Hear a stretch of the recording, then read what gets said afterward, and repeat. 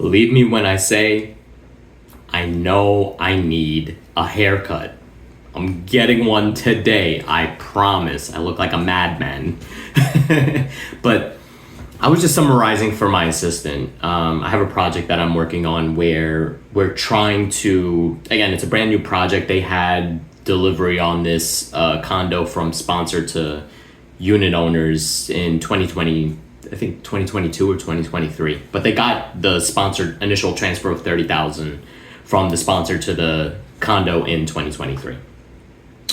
And I got a call in 2024 regarding, help putting this project together for gathering the information that the project needs in order to pursue legal against the sponsor or get the sponsor on the hook for providing the level of as-is conditions that are promised in the offering plan. I mean, we're talking about 15-year warranty on the roof. You don't expect it to leak in 3 weeks, When these projects are being built, there's a certain expectation that the product, this real estate is going to last you a certain number of years, and you're going to be able to project in your budget some type of cash allocation like reserves or savings where you're budgeting, a couple $1,000s a year for a property of this size, 8 units, a couple $1,000s a year, $4,000 or $5,000 a year, where you could have, $60,000-$70,000 over a decade, hopefully have the information that you need to project, hey, this is what the roof is going to cost in 10, 15 years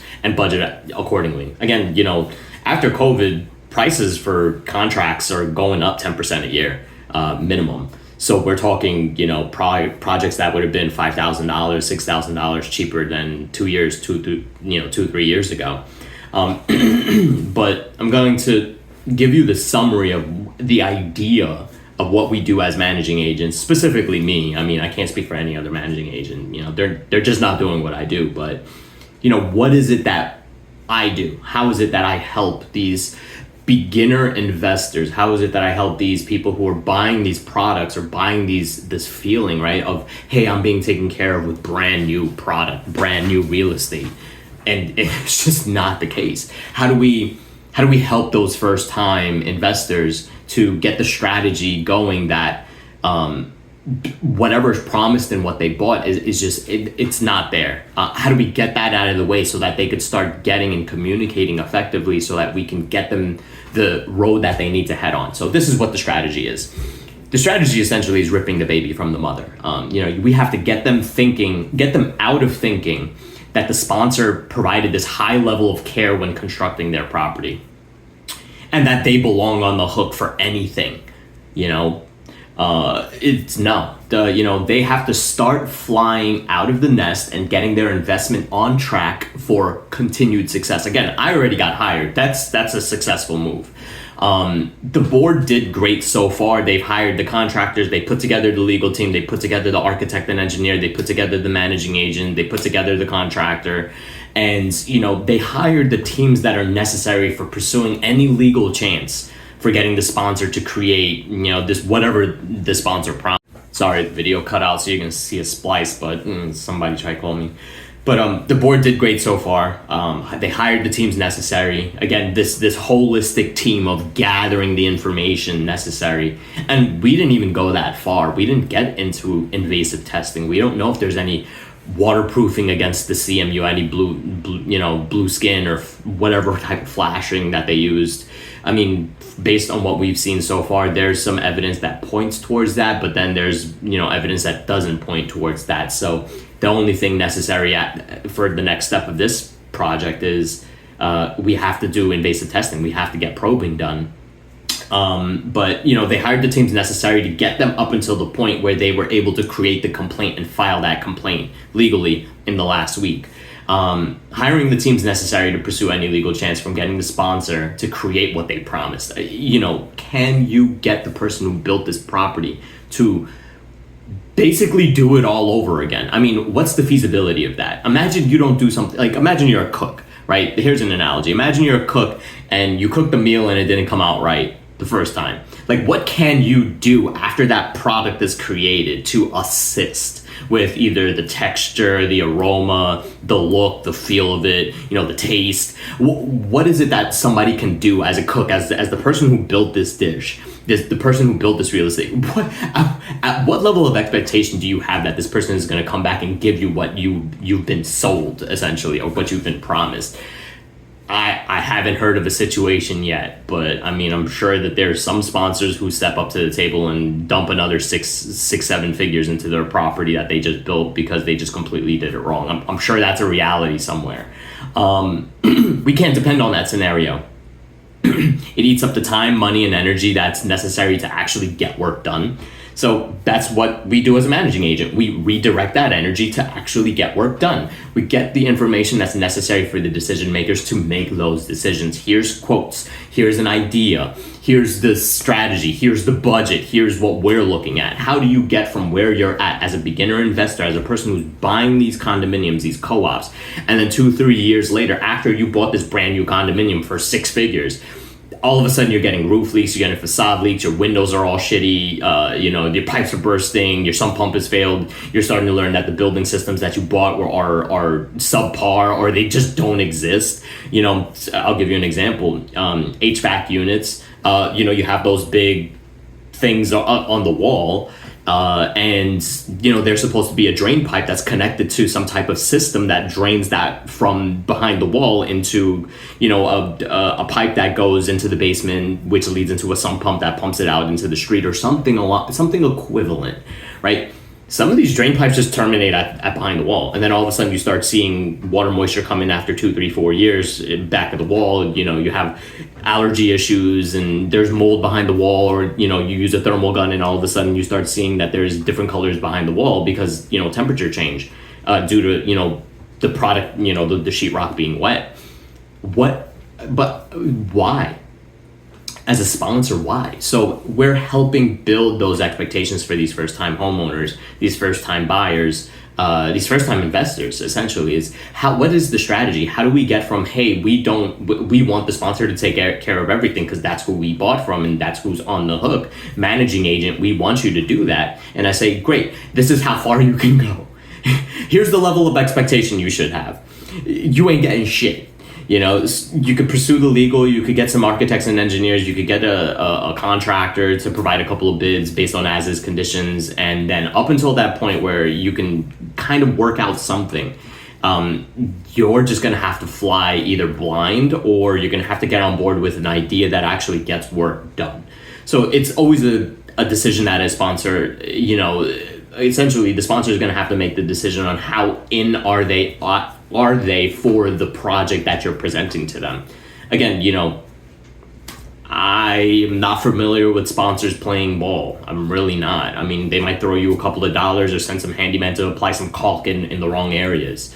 Again, we're not setting any level of expectations. We'll play with whatever scenario that we're given, but holding the expectation that the person who built this dish, right, the person who built this product is going to take care of it the second time with the product already on the plate, with the product already occupying the real estate, right? We're not talking about go back to the kitchen and throw that out and recreate the dish from scratch using brand new new ingredients, because that's not what's going to happen here. We're talking about with the plate at the table, what tools do they have in their tool bag, or run back to the kitchen and grab some tools and some spices and some stuff. What is it that they're going to do to make this any better? That's the level of expectation that we set for our clients is, as first-time investors, what level of expectation do you have? Is your level of expectation is I'm being taken care of because this is what I bought and this is what's in the offering plan? It's like, to get to there is going to take 5-6 figures. We're talking legal bills, 10 grand and up, just to even talk, just to even get things off of the ground. Now you're talking architectural fees, 5 figures starting. You're talking 10 grand just to get them at your property. I mean, we're talking $25,000, $35,000, $45,000 for these small 10 units and under properties where first-time investors are going through these, strategies for how much can I get back from the sponsor after they done built this building and I bought from them? How much more can I get from them? The strategy is nothing, but you could pursue, maybe $10,000, $20,000 worth of legal fees and an architect and engineer and contractor opinions, and have a legal team form the complaint and get an idea of what it is that the sponsor's willing to do within 30-40 days. Believe me,